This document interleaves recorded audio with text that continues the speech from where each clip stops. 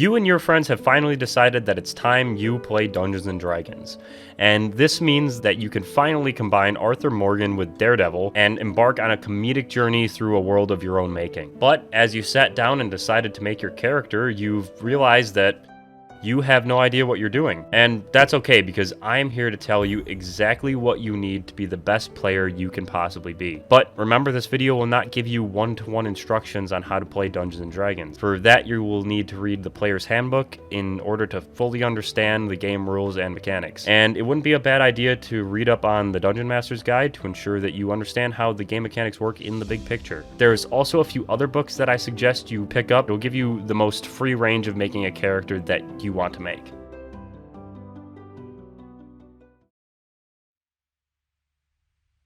Being a player is definitely easier than being Dungeon Master, but that doesn't mean that you don't have responsibilities to the game. The most important job you have as a player is simple, and is actually the same job the Dungeon Master has. You have to make sure that everyone at the table is having fun. And as a player, there's loads of ways to ensure fun at the table for yourself, for your fellow players, and for your Dungeon Master. The first of these is the simplest and the easiest. As a player, you need to come prepared to the table. You don't have as much prep work as the DM, but that doesn't mean you get off with nothing. Every session, you should come prepared with whatever books, papers, pens, and pencils you need to play. This includes laptops charged and phones charged and D&D Beyond open for anyone who plays digitally, along with your character all set and ready to go. Nothing is worse than sitting down to play the game and having to wait for someone to level up or take a long rest from last session, or even in the middle of the game being asked for a pencil when someone takes damage for the first time because they just haven't shown up prepared. Be sure to respect the game and the people at it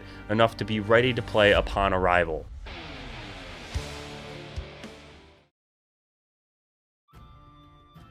The next thing you can do as a player to ensure fun for everyone at the table may seem redundant, but remembering that you are not the only person at the table is extremely important for everyone's fun. And you may think that this is simple, but video games have programmed us to feel that we are the center of the stories that we experience. And D&D is quite the opposite. D&D is about telling a story collaboratively with everyone at the table. So even though you have an ingenious way to resolve a situation involving toothpicks and prestidigitation, you need to listen to your friend Jessica when she suggests that simply talking through a situation might have a better outcome. And you also need to listen to Steve, who says punching your way out is the best solution. And then there's also Peter, that likes your idea and wants to do it, but suggests that straw would work better than toothpicks. To be the best player that you can be, you should listen to all ideas involved and try to work out a solution involving everybody. Remember that everyone at the table is just as, if not more excited to play this game as you are. And if you work together and communicate throughout the experience, it will be enhanced greatly.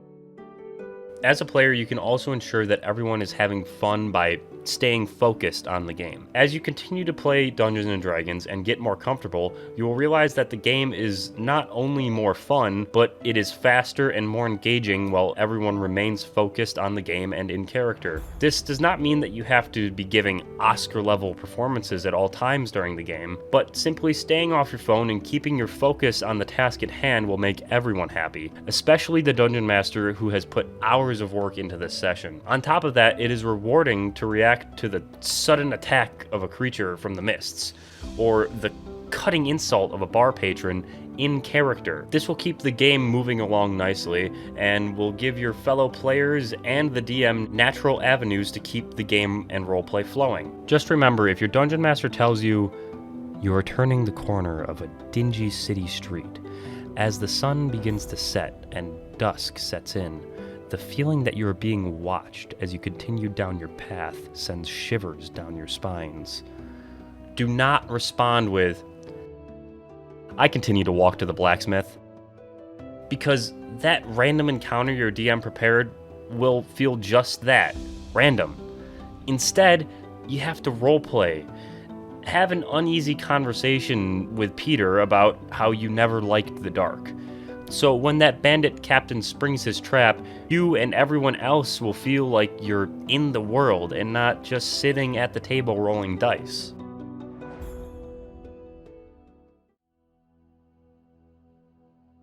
This next piece of advice also feels obvious, but it must be said. You should have fun while playing the game. Make jokes in character, enjoy some snacks and soda, and laugh with your friends. You don't need to treat the entire game like it's life or death. You can laugh when Steve rolls a natural one and Mr. Benedict falls in the mud while chasing after that last bandit. And if you and the other players find humorous ways to resolve situations, that's fine. Just be sure to respect the Dungeon Master and the other players.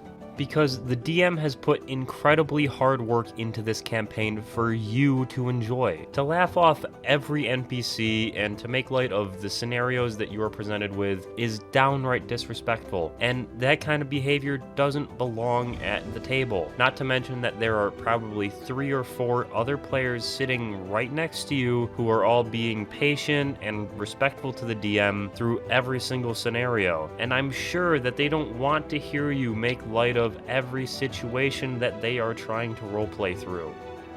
This type of stuff does not belong in D&D or any tabletop RPG.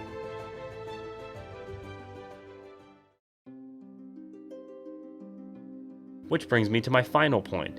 Communication. Dungeons & Dragons is an incredible exercise in group storytelling, but the stories being told are just that. Group stories.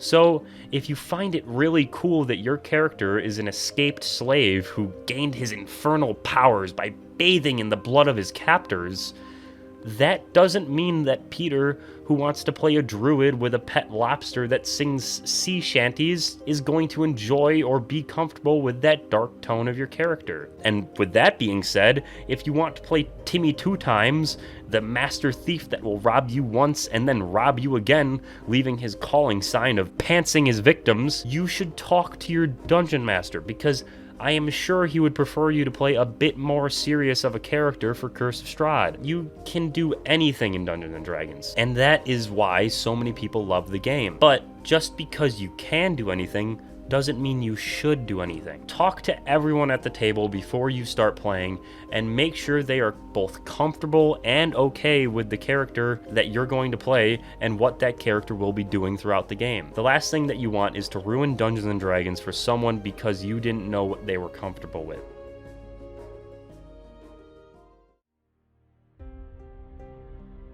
Okay. Thank you for watching this video, and I hope you all have a wonderful time playing D&D with your friends. Remember to subscribe and tune in next week, because I'm going to be going over how to start writing your D&D campaigns for both players and dungeon masters. But before I go, I want to mention that I have written a pre-written adventure along with pre-written characters that are gender neutral and perfect for beginners. I'm going to leave a link to that in the description down below for anyone that would like to try out D&D and have fun with something that I have written. Enjoy.